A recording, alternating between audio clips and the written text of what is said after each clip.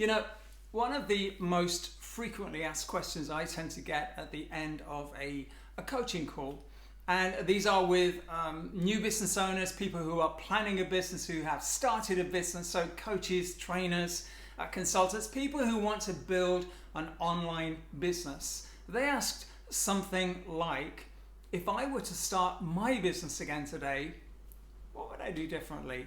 So in today's video, I'm going to be sharing 3 ideas of what I would do if I were to start it now. And also I'm going to be sharing, well, looking back, the 3 biggest mistakes that I can see I made when I began my coaching practice back in 2003. Keep watching. Hey, Mike Blissett here, founder of Speak Like a Pro Online, sharing ideas, tools and techniques to help you speak with more confidence, make better videos and grow your business. With online video, on this channel you see book review, tech and how-to videos just like this one. So if you're enjoying the video, remember, give it a thumbs up, and if it's your first time here, remember to hit the subscribe button and also that notification bell so you get to know each and every time I upload a new video. So in today's video, I'm going to be sharing with you 3 ideas, 3 things that I'd do if I started my business again today.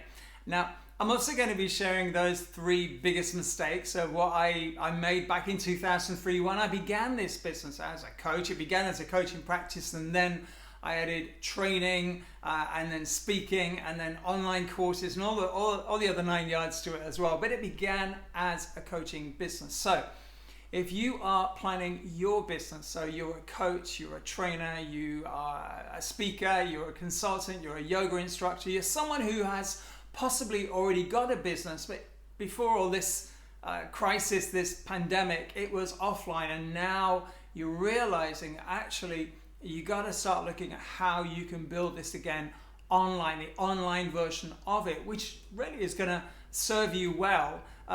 You know, for now, obviously, because most people want to work with experts in an online environment. But even when this is over, and I think it will be over at some point, the world isn't going to go back to the way it was before, in that people and businesses will have become more comfortable working with professionals, people like you and me, online. So the groundwork you put into developing your business online today is going to serve you going forward in the future as well. Okay, so to begin, just to remind you that back in 2003, when I began my coaching business, the one that I have today, whilst we did have the internet, it wasn't necessarily in the form that it is today. It was kind of still in its infancy, and that there was no Facebook, or I know there was a world before Facebook. It was in 2003. There was no Snapchat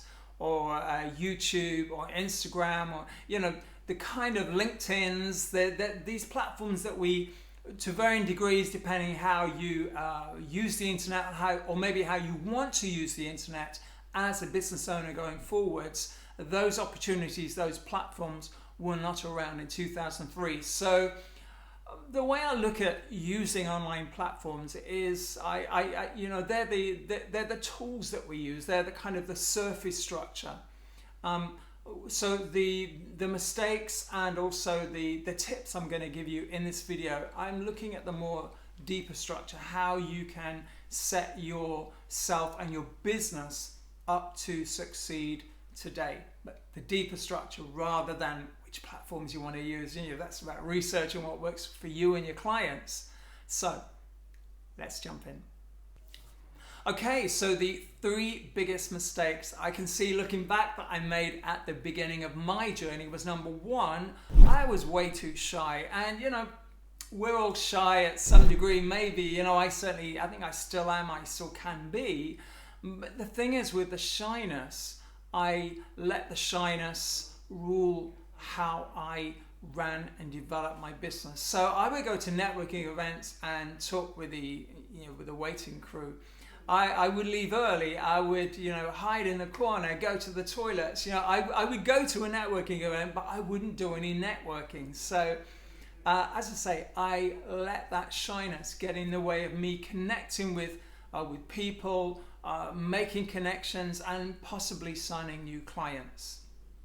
The second biggest mistake I can see that I made in the beginning, or for the first few years actually, was I had a scattergun approach with my marketing. Now, today I know how being specific can serve you in your business, but back in the day, I was, even though I knew better, I was tempted, and I parted with lots of money for things like magazine ads, newspaper ads, columns, where I would feature, but I would pay to feature. And if you've ever looked at the advertising costs of putting columns in magazines, and glossy magazines as well, that can run into the hundreds and hundreds of pounds or dollars, or even sometimes thousands. And so I had a marketing budget, or at least I just threw money into the marketing budget, but it was literally it was a hole. It went down. I never got anything out of it. And I can see, looking back, that scattergun approach, just wanting to be seen but not sure who I wanted to be seen by, was a huge mistake. The third biggest mistake I can see that I made in the beginning was that I was trying to be, with a good intention, all things to all people. And what I mean by that is I didn't know exactly what I was offering, who I was offering it to, and how it would help them. So to give you an example, I put an A4 sheet of paper, a poster that I printed up on my printer at home, on the notice board in the local library.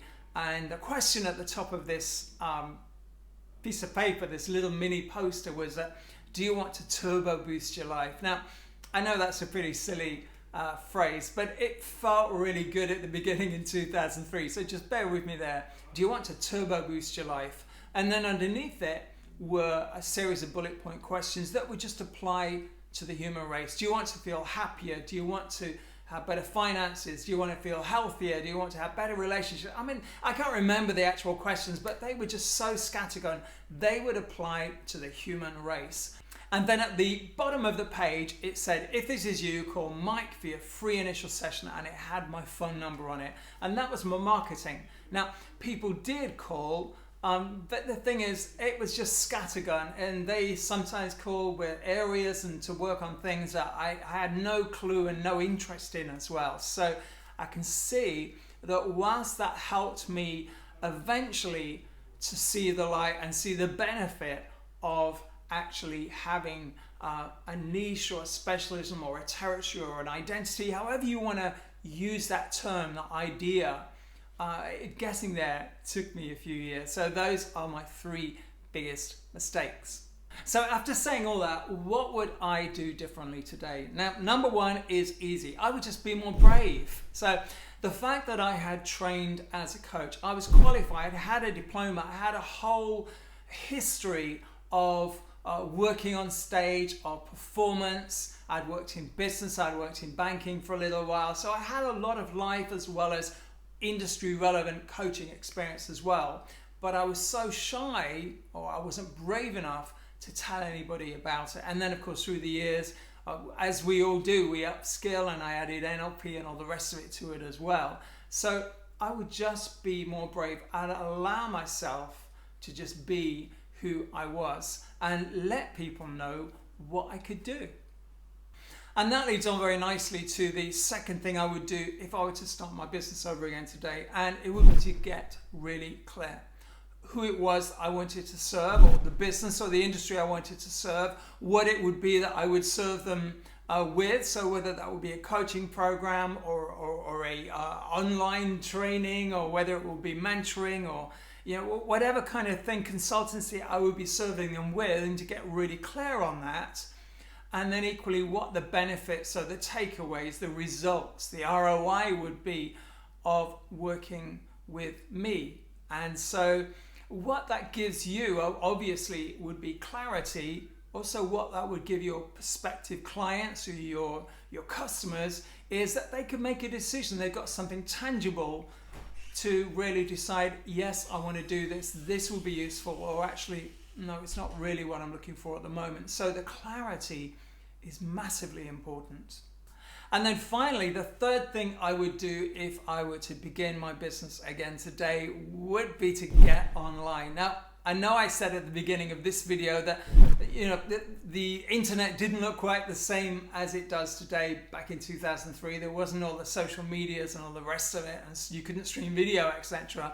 But here's where we are today. If I were to start my business again today, especially today with the pandemic and the world having changed so much in the last half year, it would be to be online. So with regards to the website, how you communicate, how you tell, how you educate, how you share what you do, all the good stuff with your people, your prospective clients, your followers, your subscribers. That's one thing.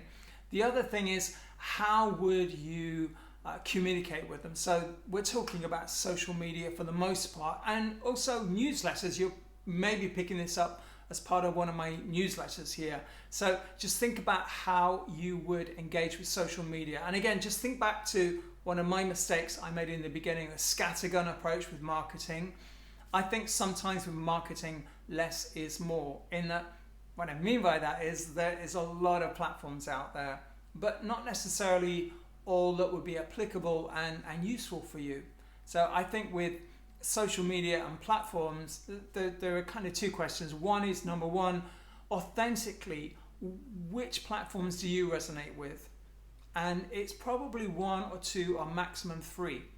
And equally with your prospective clients, your people, what do they resonate with as well? And it's probably, if you work with people who are like you or on a similar page to you, it's probably quite apparent that they're on similar platforms as well. So you're not going to have to morph into something you don't feel comfortable with. I promise you. If you're naturally on Facebook, guess what? There's so many business people on Facebook. If you like LinkedIn, if you like Snapchat, if you like Instagram, I know people that build businesses and do all the marketing on Instagram, and wow, I share a few pictures. I don't have my marketing on Instagram, but if Instagram is your thing, seriously, own it, be proud, and just think about how you could communicate your message via Instagram. I like using YouTube, so just think about what that would be for you. And then the third part of working online, obviously, is online courses. And I've been building them up for the past, 4 or 5 years now, 3, 4, 5 years, something like that. And since we've had this pandemic, this crisis where all of our lives have changed, and we've had lockdowns and social distancing, and training has been cancelled, live training has been cancelled, and all the rest of it, in those times, my online courses have just really grown. They just shot through the roof. And not only have people been able to engage with them, but they've been getting back to me and feeding back to me how much being able to engage with them has been valuable and useful and a benefit to them as well. So those are the things I would do if I were to start my business again today. So let me know your thoughts. What are you doing today to ensure your business grows, it thrives, it's in a good shape today? And if you're about to start your business, what has been valuable? What are the takeaways from this video that you might be looking at or implementing in your launch as well? Leave your comments in the boxes below. So if you have enjoyed this video, remember, give it a thumbs up. And if it's been your first time here, remember, hit the subscribe button and the notification bell so you get to know every time I upload a new video. Remember, this channel is all about sharing ideas, tools, and techniques to help you speak with more confidence, make better videos, and grow your business online. I'm Mike Blissett. Take care.